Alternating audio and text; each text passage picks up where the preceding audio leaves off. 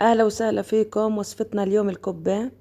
هذه الطريقة كتير مضمونة ومكوناتها بسيطة، ما بتاخد مكونات كتيرة، ومضمونة كمان على القلي. وطريقة الكبة كتير بسيطة.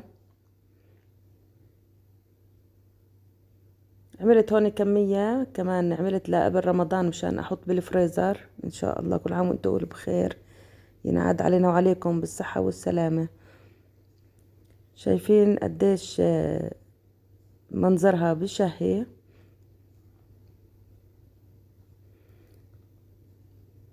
وهلأ منبلش. عنا هون 3 أكواب من البرغل الناعم. بعدين بنحط لهم 3 أكواب من المية السخنة، تكون مي سخنة مغلية. وبعدين بنحركهم وبنغطيهم، يعني بنتركهم ليتشرب البرغل المي، بنتركها تقريبا نص ساعة.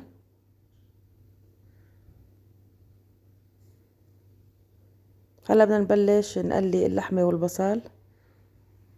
بنحط هون شوية زيت على النار عالية.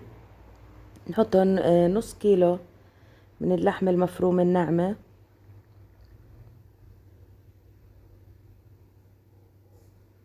بالنسبة لكمية البصل، يعني كيف بتحبوا البصل قليل أو كتير، أنا هون بحط حبتين بصل كبار.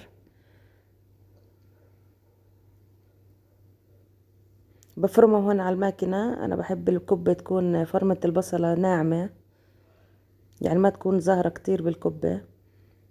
وبنخليهم هون على نار عالية وبنحركهم. هلأ بدنا نحط البهارات والملح. عندي هون نص معلقة من البهارات المشكلة، وجوزة الطيب، ومعلقة ملح، وشوية قرفة، وهيل.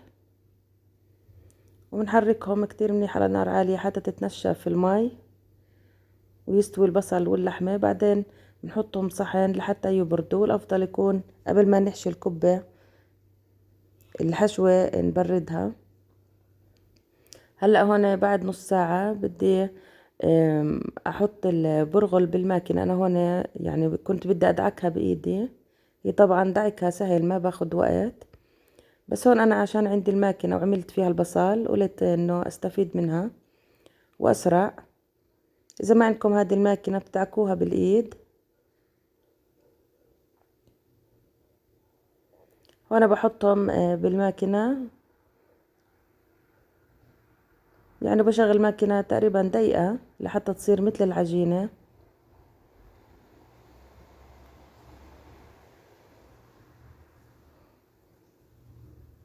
يعني أنا كنت زمان أدعكها بإيدي، ما أستعمل أي ماكينة، بس هيك أسرع. هلا بنحط معلقتين كبار ملح، ومعلقة كبيرة من الكمون، ومعلقتين من صلصة البندورة. هذه صلصة البندورة بتعطيها لون وطعم كتير طيب، يعني أكيد لما تجربوها راح تلاقوا إنه بجد تعطيها طعم خرافي، راح يعجبكم كتير إن شاء الله. هنا بدعكها كتير منيح لحتى تختلط هذه المواد اللي حطيتها.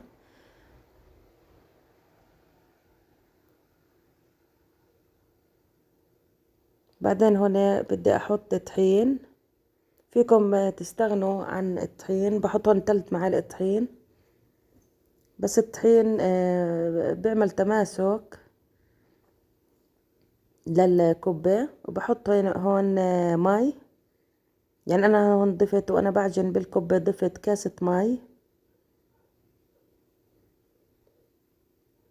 تاخد معي هذه العجينة لانها شفتها ناشفة شوي، فضفت كاسة من المي وانا بعجن.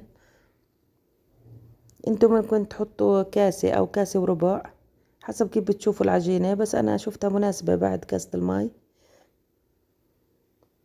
هلا عندي هون شوي من المي، بحط لها معلقة من النشا مشان اكبب الكبة.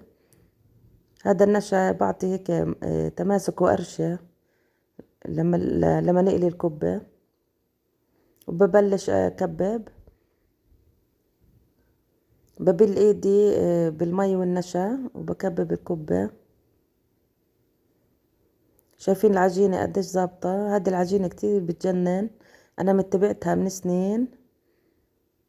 هذه العجينة طبعا والمكونات كلها اخدتها من شيف لما كنت اشتغل انا شيف في احدى المطاعم، واتبعتها من هذا الحكي قبل تقريبا 20 سنة ولسه متبعتها. وهذه كل الكمية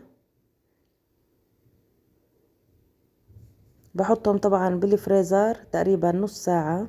الافضل انها تتفرزن، نفرزها قبل ما نقليها. وهنا لازم تكون قبل ما نقليها نحمي الغاز، الزيت كتير كتير حامي، وما نحط كتير حب بالقلاية، يعني تكون تقريبا 4 أو 5 حبات بالكتير. ونحركها شوي شوي،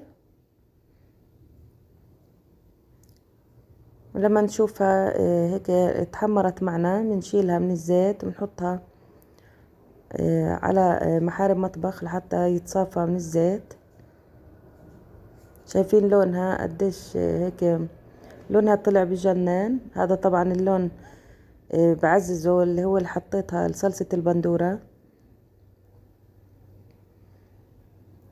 وهيك جهزت معنا.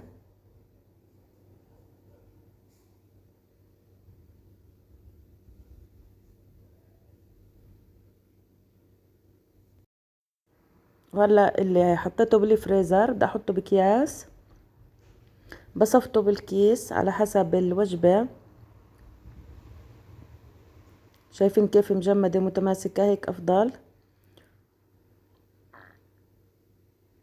يعني لازم تكون قبل ما نحطها بالكيس تكون ماسكة على بعضها.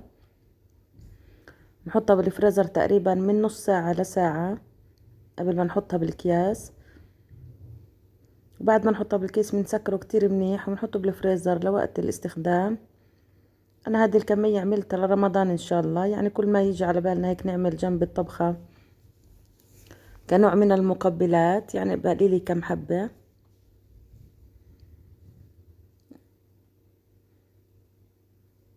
وهيك الكبة جاهزة معنا. اتمنى تكون عجبتكم اليوم وصفتنا، وإن شاء الله أراكم بوصفات جديدة بإذن الله. وكل عام وأنتم بخير. مع السلامة، الله معكم، باي باي.